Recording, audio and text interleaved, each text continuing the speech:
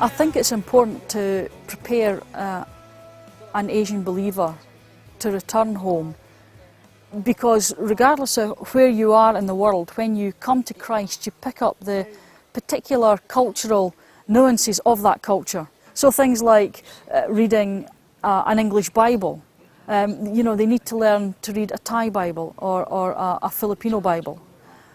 Things like singing in worship. How do they pray?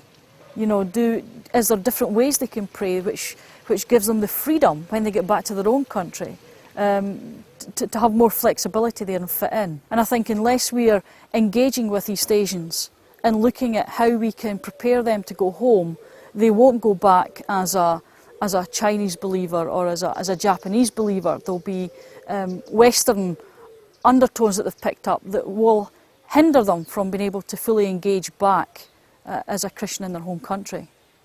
I think the problems that they face when they return to Asia are vast. There's social problems, professional problems, cultural problems.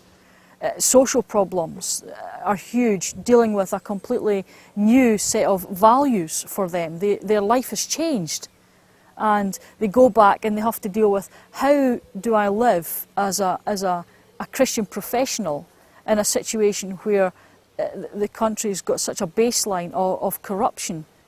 There's issues in terms of family and friends. Many of them face quite significant pressure to conform and to give up their new lifestyle and their new beliefs, because they're different. Nobody wants them to be different. Professional, much of what's done in Asia is because of who you know. And of course, if they've been out of Asia for any length of time, they're no longer in the networks the same as they were before they left. And that can be a real challenge for them getting back into some form of network. But some of the challenges that they face can be at least flagged for them if we think right from the beginning that they are going to go back and start to tailor the discipleship or the time that we have with them, looking ahead to that point. When we think about the East Asians returning back to their home country, the possibilities are endless of the changes that can take place through them. These East Asians that are returning home, they are the visiting scholars, they're the professors, they're the academics. They're the ones that their country's invested a huge amount in, and therefore when they go back, they're guaranteed places of power. They're the ones going to be walking the corridors of power. They're the ones going to be making the big decisions, not just at a community level, but at a national level.